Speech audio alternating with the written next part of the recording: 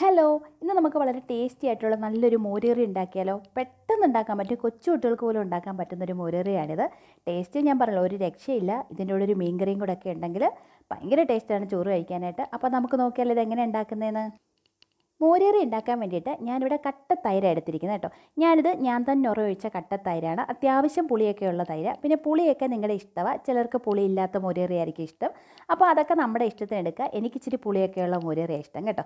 അപ്പോൾ ഇത് അത്യാവശ്യം പുളിയൊക്കെ ഉള്ള തൈരിലേക്ക് ഞാൻ കുറച്ച് ഉപ്പൂടി ഇട്ട് കൊടുത്ത് നന്നായിട്ടൊന്ന് ഉടച്ചെടുക്കുന്നുണ്ട് ചട്ടിയിലോട്ട് ഒഴിച്ചിട്ട് കേട്ടോ. അതിലേക്കൊരു 1/4 ഗ്ലാസ് വെള്ളം ഒഴിച്ച് കൊടുക്കുന്നുണ്ട്.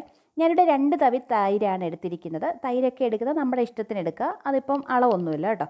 അപ്പം വെള്ളമൊക്കെ ഒഴിച്ച് കൊടുക്കുന്നത് നമ്മുടെ ഇഷ്ടമാണ്. എനിക്ക് ഇച്ചിരി കുറുകിയ മോരുകറിയാണ് ഇഷ്ടം. അപ്പോൾ ചിലർക്ക് ലൂസായിട്ടുള്ളതായിരിക്കുമല്ലോ ഇഷ്ടം. അപ്പോൾ അതൊക്കെ ഓരോരുത്തരുടെ ഇഷ്ടത്തിനനുസരിച്ച് എടുത്താൽ മതി.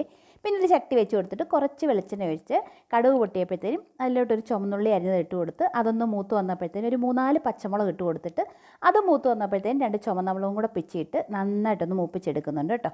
പിന്നെ കുറച്ച് കറിവേപ്പിലയും കൂടി ഇട്ട് കൊടുക്കുന്നുണ്ട്. അതെല്ലാം മൂത്ത് വന്നപ്പോഴത്തേനും ഒരു 1/4 സ്പൂൺ ഉലുവയും കൂടെ ചേർത്ത് കൊടുക്കുന്നുണ്ട്. നിങ്ങൾക്ക് ഉലുവയ്ക്ക് പകരം വേണമെങ്കിൽ ഉലുവാപ്പൊടി ചേർത്ത് കൊടുത്താലും മതി കേട്ടോ.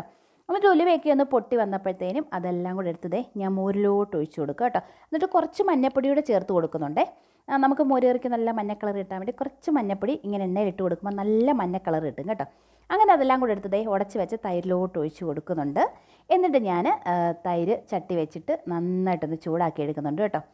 ഈ ചട്ടിയിലോട്ട് തന്നെ തിരിച്ചൊഴിച്ചും വേണമെങ്കിൽ നമുക്ക് ചൂടാക്കാം. ഞാനിപ്പോൾ ഈ ചട്ടിയിൽ ഒഴിച്ച് തന്നെയാണ് ചൂടാക്കുന്നത് കേട്ടോ. അപ്പോൾ ചൂടാക്കിയപ്പോഴത്തേന് നമ്മുടെ മോരുകറി റെഡി ആയിട്ടുണ്ട്. ഇത്രയേ ഉള്ളൂ നമ്മുടെ മോരുകറി.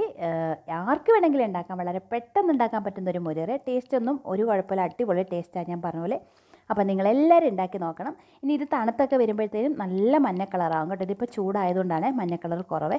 ഒന്ന് നന്നായിട്ടൊന്ന് ചൂടായി ആവി വരുമ്പോഴത്തേനും നമ്മുടെ മോരുകറി റെഡിയാവും. ഒരുപാട് അങ്ങ് ചൂടാക്കണമെന്നൊന്നുമില്ല കേട്ടോ.